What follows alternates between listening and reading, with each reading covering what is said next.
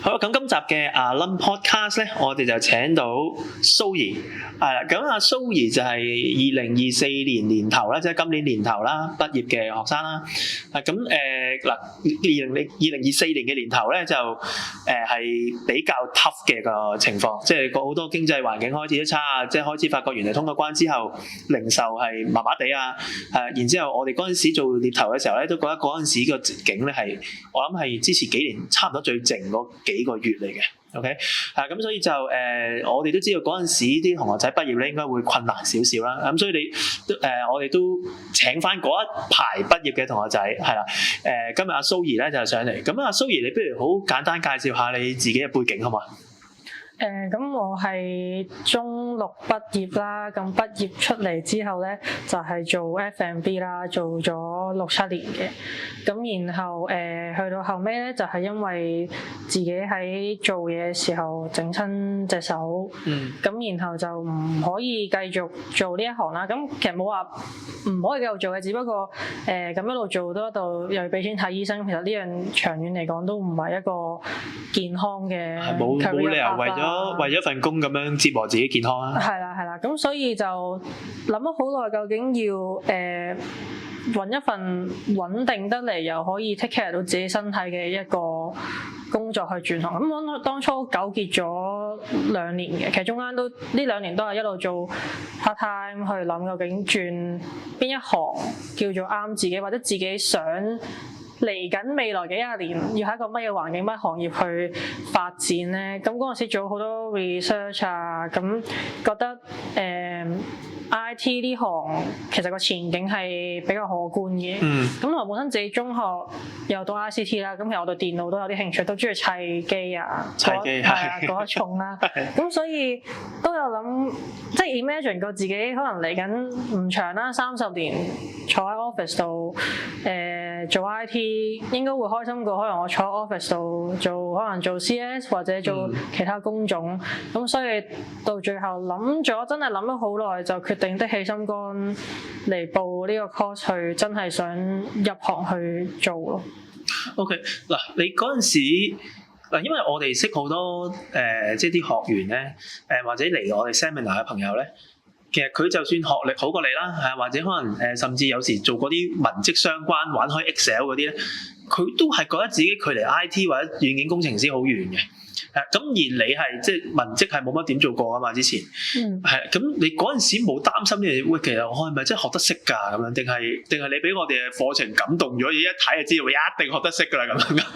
其實從某程度上，其實我自己性格因為做 F&B 咧，都係坐唔定嘅，即係同埋長期都係企喺度咁炒場，咁我10個鐘就收工，咁時間過得好快。咁都諗我自己會唔會唔適應 office 嘅工作，始終坐喺度10個鐘對我嚟講其實都幾辛苦嘅。係啦，我即係嗰陣時 imagine 嘅時候會有咁嘅諗法啦。咁但係嗰陣時會覺得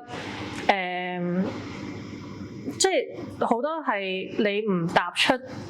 嗰一步咧，你永遠都唔會知道將來你可以行得到幾遠。但係呢一下呢個 moment 係只要呢一刻我唔轉行，我唔去諗自己需要啲乜嘢，停喺呢一度嘅話，我就遲1年就係1年咯。咁如果你轉行嘅時候都知道，你比起同年出嚟畢業嘅 fresh grad 細過你嘅人，你已經冇咁大競爭性嘅時候，當我再去拖再去蹲嘅時候，就會令到我自己可以揀嘅選擇就變得更加少。咁所以我係到最後先的起心肝同自己講，一定揾到一行真係諗住做30年都 OK 嘅行業，就真係要去做得到咯。咁嗰陣時就有冇其他選擇除咗 IT 嗰陣時？即係嗰陣時以前中學對酒店業其實好有興趣嘅，咁有諗過不如去做酒店或者讀翻個 course， 咁就可以去做酒店啊。咁自己有做過下 event 工，咁都諗過長遠做 event 又會唔會係一個好嘅選擇嘅？咁但係人即係由中學之後慢慢個人冇咁中意同人交流，即係個人開始靜落嚟，咁就覺得對死物會開心過對人。咁所以就覺得諗下都酒店又要見好多人啊，咁啊又要成日見到又要笑，咁我又唔係好想係啊，即係30年都咁樣過又唔係好想，咁就不如係啦，咁 IT 都係對住部電腦啫，係啦，咁所以就到最尾都係決定咗行呢條路。OK， 咁就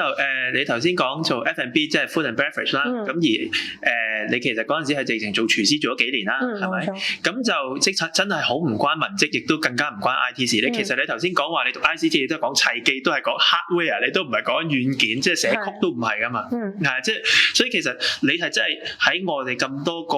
喺你截至到你嗰陣時入嚟讀書嘅時候咧，以我認識嘅學生嘅 background 咧，當然都有啲好似中五畢業嘅，即係或者中六畢業嗰陣時就做咗好多年物流啊都有嘅。係，但係因為我始終覺得物流咧，你都仲係一個即係一個叫做 office 附近嘅地方，即係佢即係佢都有少少做啲文書嘢，但係你又真係完全冇文書嘢嘅，係，所以嗰陣時我都有少少擔心就係，喂，其實你得唔得㗎咁樣？好啦，咁啊諗翻你問翻你嗰陣時讀書嘅故事啦。你嗰陣時讀嘅時候，你覺得你比起其他同學仔係即係會係即係真係最差嗰班啦，定係中間啦，定係點咧咁樣？即係如果喺學 coding 嘅角度。其實一開頭係比較難 catch up 嘅，咁去到開頭其實頭3個禮拜都覺得好 lost 啦，即係有種唔知自己坐喺度做緊啲乜嘅感覺嘅。咁都嗰陣時有冇諗過 quit 啊？有啊，嗰陣時係真係覺得唔啱自己，即係咪趁早止蝕會好啲咧？即係即係嘥3個星期好過你嘥3個月嘛。係。咁諗咗好，嗰陣時真係諗咗好耐嘅，自己係落堂翻屋企之後都，咁但係覺得雖然我依家未 catch up 到，但係當我身邊有啲好勁嘅同學嘅時候，佢哋又好耐心去一齊。大家一齊去傾啊！佢哋有教我嘅時候，又令到我慢慢可以追得翻上嗰個進度啦。同埋因為我哋會做 lead code 啦，成日都咁，其實做得多 lead code，一開頭都係可能我真係一條要做一日，即係要諗一日，我先會原來係咁。咁你睇完個 solution 之後，仲要再諗點解佢個 solution 係咁樣寫咧？係。咁去到後尾係越做越多嘅時候，當你發現其實嗰個思維慢慢開始去變，嗰個諗嘢嘅思維開始去變。其實 train 得到嘅。係啦係啦，當我 train up 咗自己譬如我做呢一類題目就係我要咁樣嘅方法去做，咁 SOP 係 ABCD 跟順住去做嘅時候，就會發現其實自己個進步好大啦。去到中間嘅時候，開始自己 catch up 得到阿 Sir 講嘅嘢啦，咁都有機會可以教到啲可能嗰個位 catch up 唔到同學，我都可以做到幫手嗰個咯。呢個咧，因為咁啱咧，我錄啱啱對上一集嘅時候咧，就係嗰陣時嗰個同學咧，就係阿 Thomas 啦，就係2-3年前畢業嘅。嗰陣時我哋真係搞緊頭2班度咧，係咁嗰陣時我哋都有呢個叫做即係俾同學仔即係真係讀唔識，覺得可以 quit 嘅機制噶嘛。係咁佢就話佢嗰班真係 quit 咗一個啊。係咁你咧就嗰陣時就係你讀到大概即係2-3個禮拜到，你都覺得好辛苦，但係你冇 quit，亦都我哋冇同你講話你唔適合噶嘛，係咪？即係反而仲更加鼓勵你咁樣噶嘛。係就係我就係話，因為咧我哋經驗多咗咧，我就發覺咧，原來咧其實頭2-3個禮拜 struggle 係啊，就算係最差嗰幾個咧，struggle 咧係正常嘅，甚至有啲係開頭 struggle， 但係佢臨尾追得翻嘅，即係嗰個 struggle 係咁啱，就係你頭先講就係可能就係你冇用開嗰個思維。係啦，即係可能有啲做開文職嘅，你寫 Excel 都會寫啲 if then else 啊咁樣噶嘛，係啊，但係你完全冇咁，然之後叫你 catch up 你一定係會再難過其他人嘅，係咁，但係但係我哋就開始掌握到就係究竟邊啲人就真係搞唔掂，係邊啲就真係純粹 struggle， 只要過咗咧，即係好似游水咁，你知佢係飲2啖水嘅啫，佢你俾佢飲多2啖佢就游到噶啦咁樣，定係佢唔係飲緊2啖，佢真係浸緊咯，即係開始分得到嘅我哋，係咁就你就係頭先講啦，你係純粹浸一浸，然之後就捱過咗啦。咁當然靠你自己努力啦，係啊。咁你頭先都講咗一個 point， 就係其實除咗導師同埋 TA， 其實啲同學仔都會教你係嘛？冇錯，因為咁有啲同學係本身讀書或者做嘢嗰行會貼近 IT 少少啦。咁可能有啲係本身譬如會識 SQL 咁樣，或者有啲同學其實係本身出面有學過Java 好 BB 班嗰啲咁樣嘅。咁所以其實佢哋對於一開頭喺我最 lost 嘅時候，佢哋嗰啲本身已經有嘅基本功。咁所以其實嗰啲時間佢哋係幫咗我好多，即係將阿 Sir 講嘅嘢用另一套方法去講翻俾我知。咁因為唔同人教會有唔同嘅講法，但係我覺得係只純粹嗰個講法唔一樣，你睇下你受到邊一套就會比較容易啲去接受得到。係，即係其實可能都係講同一個道理，冇錯。但係3-4個人可能一係咧就你之前聽過已經明咗20%，但係再多個人用呢個角度明埋嗰40%，係啊，即係慢慢去吸。OK，好啦，咁就你嗰陣時就好辛苦地捱過咗啦，係啊，咁就畢咗業啦。咁嗰陣時揾工揾咗幾耐？嗰陣時揾工個半月左右。個半月，係咁嗰個半月就大概有幾多個 interview 或者 send 幾多份 CV 啊？send CV 嘅話接近300份嘅。係。咁然後因為我唔係淨係 send junior 嘅 post 啦。即係咩都試啦，你就真係。係啦，我真係見到可能即係 Java 有 Java 呢個 keyword， 有 SQL 呢個 keyword 或者 Spring Boot 咁樣，我就會撳入去 send 嘅。咁係啦，咁然後連埋少少online 嘅 code test 嗰啲嘅 interview 嗰啲，我夾埋有700份。係。OK， 咁最後見啱咗嗰份係咪做 Java 㗎？唔係嘅。唔係嘅，我而家係主要係做RPA 啦。咁其實係一啲比較將一啲 copy and paste 嘅東西變咗做一個 robot 咁樣去幫 user 去完成呢個動作啦，慳翻啲人力啦。咁同埋 SQL 嘅 report 都要去做嘅。同埋maintain 下 app 啦，咁但係都唔係用 Java 呢個 language 嘅，咁我係做緊 Android Studio 㗎啦，咁所以其實話依家做緊嘅嘢同 Java 某程度上可以話冇關係，但係其實都係因為讀完呢個 course 之後，就算我睇啲唔係 Java 嘅 language 嘅嘢，我都會因為學完之後望到嗰紮 code， 然後會大概知佢個 logic 係做緊啲乜嘢，然後再自己去 dig out究竟佢段 code 係做緊啲咩咧咁樣。即係呢個就係即係我哋 seminar 講嘅時候，就係你學咗啲 low level 嘅，學啲 high level 你就可以轉換到嘅嗰個技巧。係咁你而家入咗行大概半年到啦，係咪？因為之前你咪話好難揾工嘅，咁你覺得而家學咗呢個技術咧，其實呢個 skills 啊，其實喺呢個 market 度，你覺得即係難唔難揾工咧？即係 RPA 呢樣嘢。其實我而家係好多公司咧，即係譬如我公司都係一間比較耐歷史嘅公司，咁所以佢哋好多嘢都係依靠人手去做嘅時候咧，都會慢慢一步步去想轉。因為佢哋而家我公司都係點解會突然間咁多 RPA 咧？就係佢哋好想將人手做嘅嘢去變晒做 robot 去做，然後慳翻嗰啲人力物力出嚟去做更加多嘅嘢。咁我都有係咁樣碌過JobsDB 嗰啲工咧。咁我發現其實 RPA 嘅工種都係多。咁所以其實嗰個入咗行之後會覺得同埋自己有經驗啦，又做咗唔少嘅 project 出嚟啦。咁所以其實嗰個揾工嘅機會同選擇會多咗好多。OK， 明白嗱。咁你頭先講出到嚟會有唔同嘅 skills 啦，有唔同嘅技術可以做到啦，甚至可能在之後嗰份工你都可以唔同選擇啦。咁有唔同選擇，即係話有新嘢就要學啦。好啦， go back 翻你之前係中學畢業係咪？我感覺到啦，就係即係你應該唔係嗰陣時讀書中學嘅時候最中意讀書嗰班人，係啦，係咁嗱好得意啦，我就係想問啦，嗱 Given 你即係你都講到明，你唔係中意讀書嗰班人，係咪？咁而家你覺得學 IT 呢樣嘢，其實同嗰陣時讀書有咩分別咧？因為我聽你入咗行之後咧，我唔覺得你唔中意學嘢嘅，係咪先？我或者如果你唔中意學嘢嘅話，你唔會諗我想試新嘢啦，我咪繼續試而家我哋 system 用緊個 RPA 咯，即係因為有好多人會覺得讀書好辛苦。佢就等於咗學嘢好辛苦。咁我又想問你啦，嗱，你而家就話之前就話你唔中意讀書，咁而家就其實你入咗行 IT，你就會不停學嘢。你覺得個分別喺邊度咧？即係學讀書嘅時候嘅學習，同你真係出嚟做嘢學咗 IT 嘅時候嘅學習有乜唔同？點解你嗰陣時唔中意，而家又好似冇咁抗拒？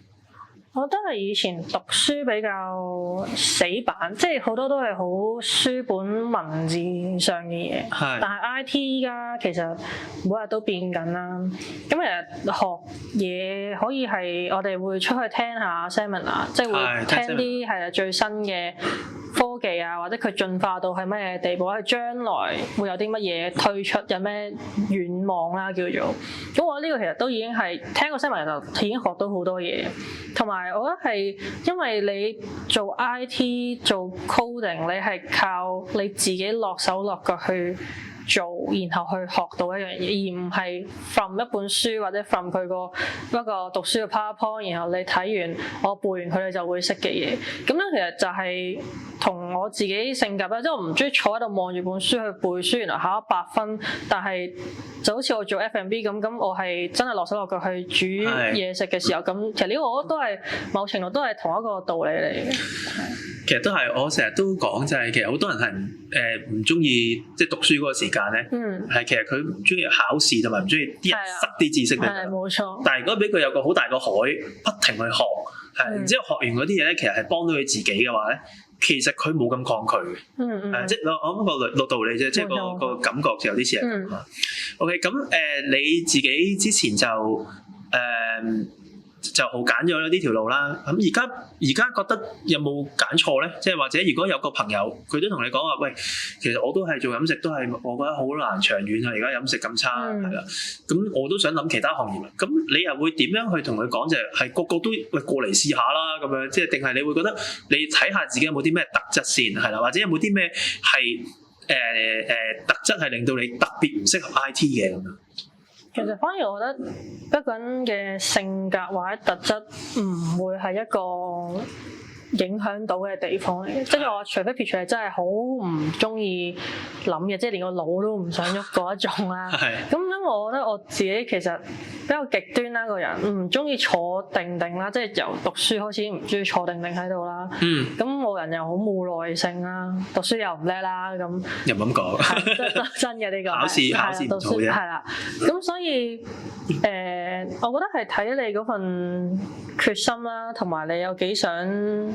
成功轉到學離開而家呢一個 stage 咯。即係我覺得如果當你係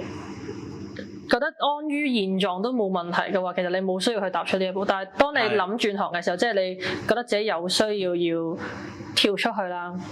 咁就係當你跳出去嘅時候，你就要有嗰份決心，你一定要成功。所以我當初咁就係我揀得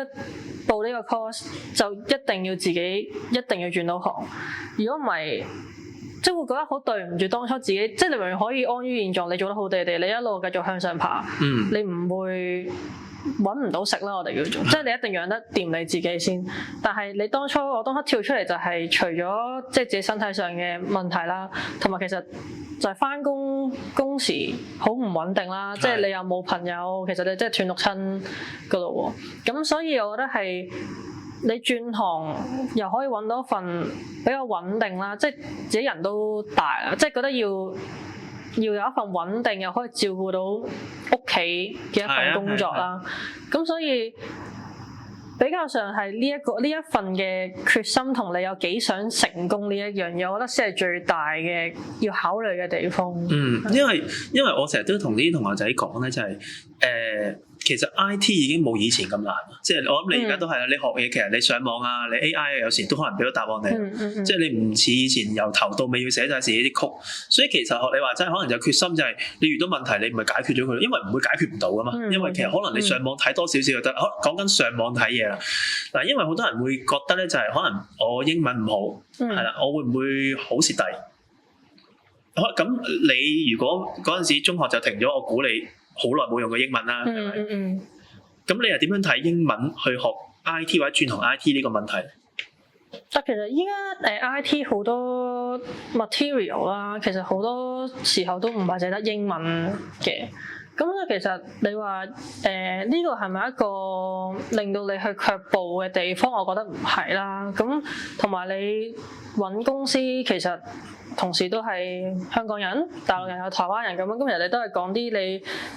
比較自在、比較 familiar 嘅語言嘅時候，咁其實你返工上又唔會有溝通嘅問題啦。咁同埋其實coding 我哋如果做 IT 其實都係用 coding 去溝通㗎啫嘛。咁所以其實你英文好唔好其實冇一個好大嘅 concern 嘅。係，同埋你而家有時啲 email 又睇唔明，你咪 ChatGPT 或者係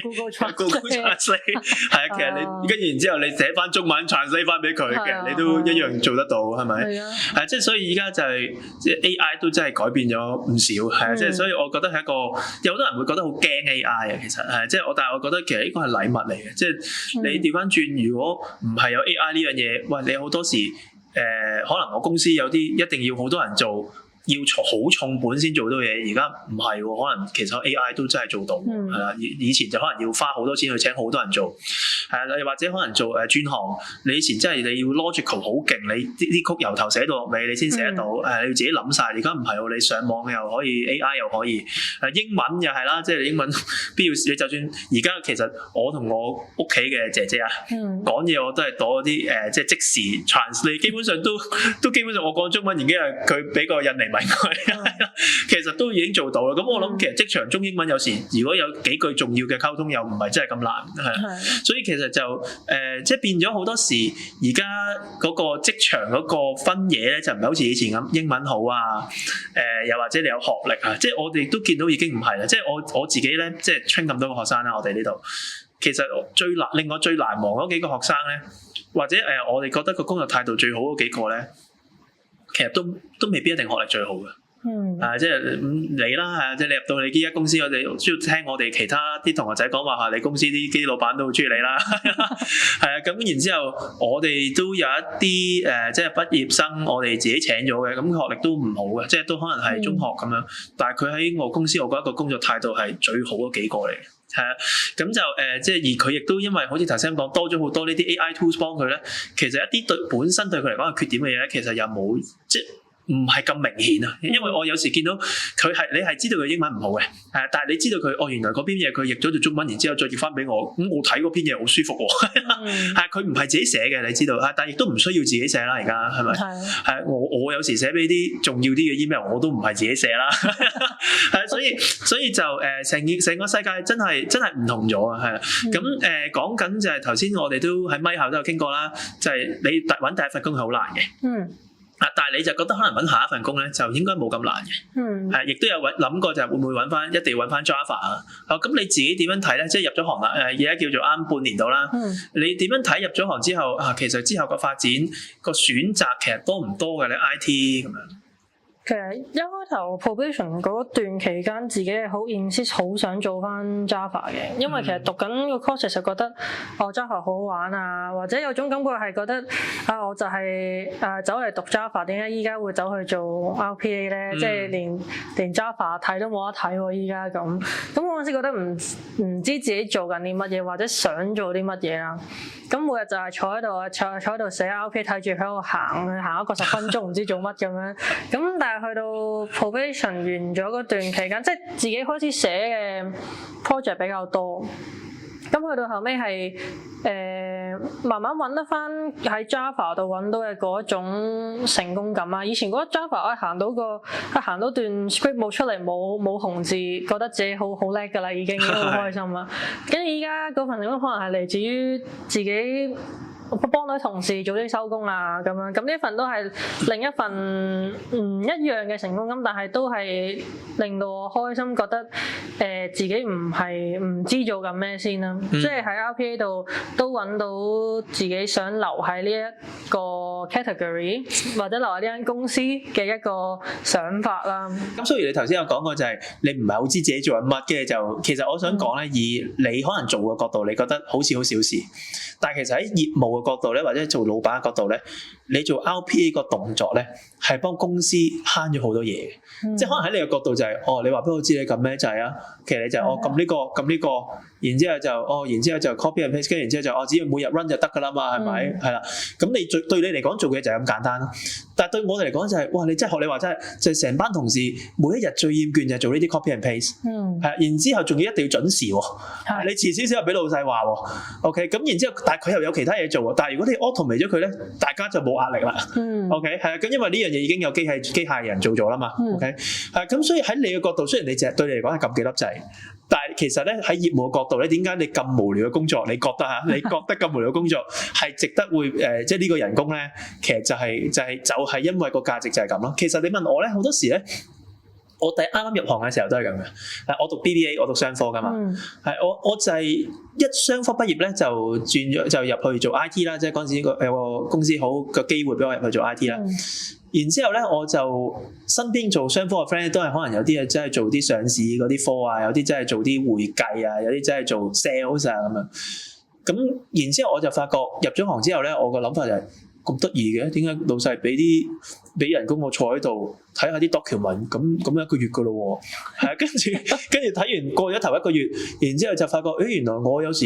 撳個掣，跟住就完噶咯喎，今日係啦，或者有時可能出咗個 error， 原來我只要撳少少嘢，啲 user 就好開心噶咯，係啦，咁所以其實係好得意嘅一樣就係當我哋做嘅時候，啱入行嘅時候。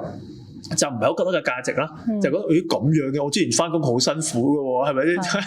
咁原來而家唔係我撳幾個掣，但係其實就係我就話 IT 就係一樣咁嘅嘢咯，即係亦都係點解我成日同啲同學仔講就係其實即係唔好 limit 咗自己覺得 IT 係一樣好遙遠，因為其實 IT 係一樣我覺得係個付出同埋收入咧係相對比其他行業咧係比較有個我哋叫 unfair advantage 嘅，即係你好多行業，即係你又要企足一日啊，你又要出汗啊，係啊，又要俾人鬧得好勁啊，其實即係我不如咁話，你做過廚房應該嗰陣時成日即係做口橫飛噶嘛，係咪？你翻工有冇試過？其實通常都係俾客鬧比較多咯，係啊。但係佢鬧你係點鬧你啊？斯文啲噶嘛。但係都係嘅。但係點解廚房即係在師傅嗰啲咁就即係嗰個年代嗰陣時，廚師嘅師傅其實都係比較嚴師出高徒嗰種嚟噶嘛。咁所以嗰陣時係就係有嗰啲都有啲粗口嘅情況發生嘅，係咪比較辛苦？即係你可能就係企足一日，你又熱喎，你煮嘢食嗰啲，咁然後多客你又忙嘅時候，咁人哋每日都係好忙咁度過你翻工嘅10個鐘咯。咁我唞極都唔夠咁樣，因為你起身又係要企，起身又係要企咁。係啊。咁所以依家反而轉咗行之後就係又坐翻工咁舒服嘅。係啊，坐下就翻工，跟住之後有時就撳個掣，啲人就好開心噶咯喎。聽個電話咁，然後答咗佢哋問題，即係 Excel 個點樣用啊？咁我佢哋就好開心噶。係啊，我嗰陣時都係一個好大嘅反差啊！哇，原來咁得意㗎咁樣呢啲 IT。OK， 咁就你介唔介意講你入行嗰陣時嘅人工啊？第一份工probation 嘅時候係2萬蚊。2萬蚊，幾過咗咧？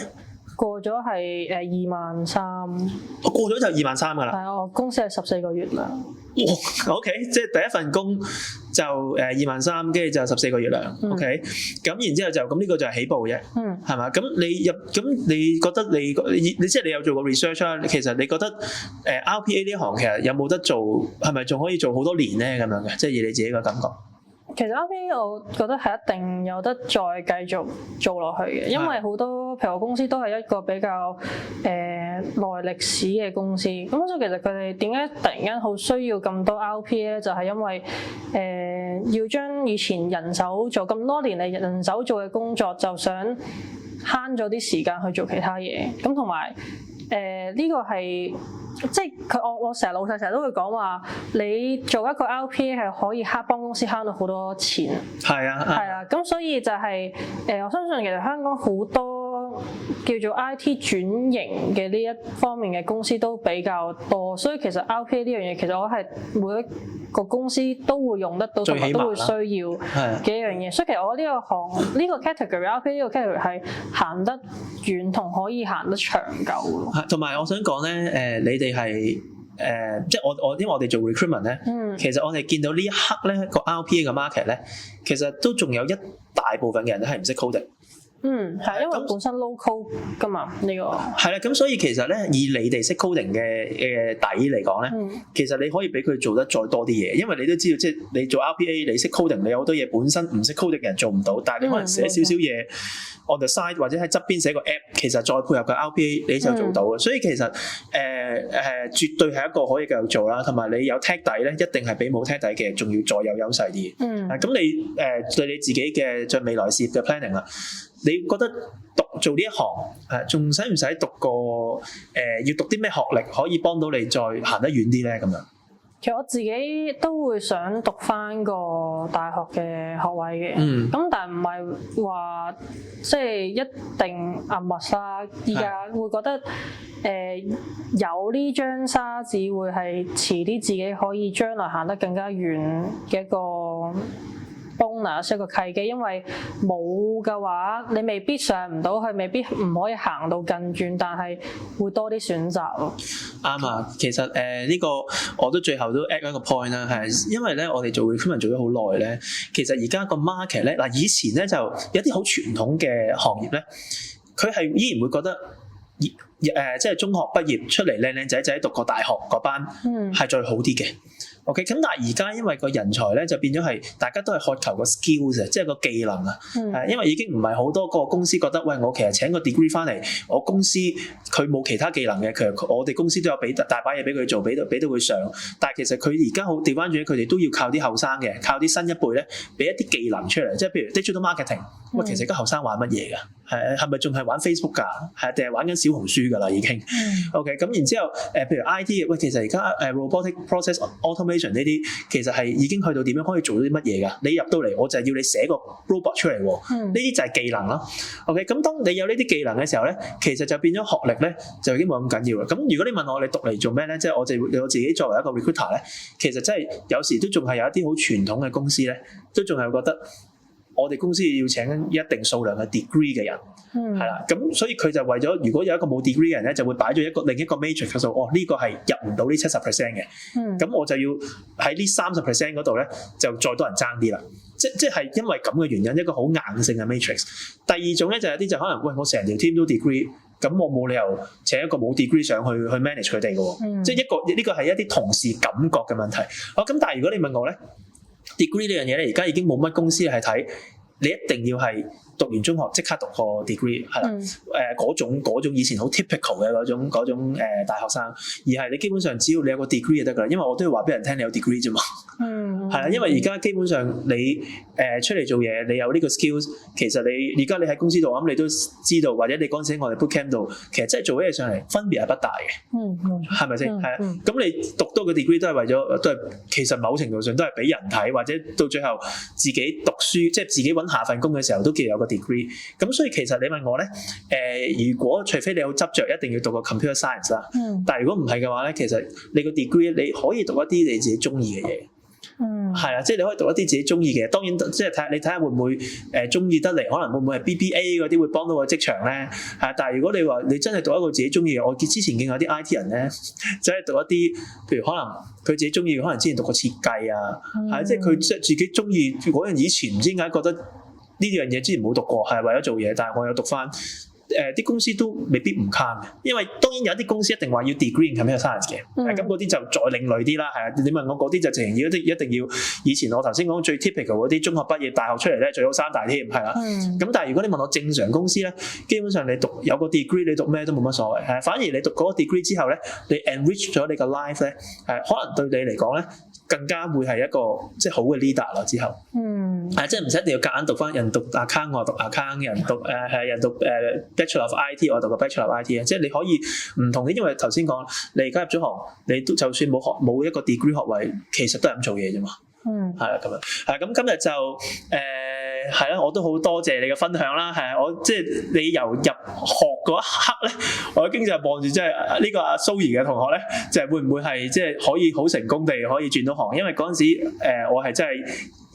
我哋會好睇得緊，因為我哋好想每一個同學仔都成功，即係我哋唔係好 typical 啲學校收咗然之後算啊咁樣，係即係我記得你有時翻嚟分享都會話，我都記得你張 CV 我係親自幫你改過噶嘛，係即係你好似開頭兩個禮拜話喂好似冇聲氣喎，係啊咁然之後我就即係話喂唔得，你唔可以揾唔到㗎，係啦，即係我唔想你即係讀完之後揾唔到，咁然之後我就即係去幫你睇，咁而家當然唔係淨係我啦，即係我啲同事都幫到你哋睇啦，咁但係就即係我真係好開心你哋呢個轉變，係啊，咁就係咯，咁今日多謝晒你分享啦，希望1-2年後係睇下會唔會再有另一集係睇下你入咗行2年之後會去到咩發展啊，好冇？好，咁多謝晒。好，thank you。Thank you。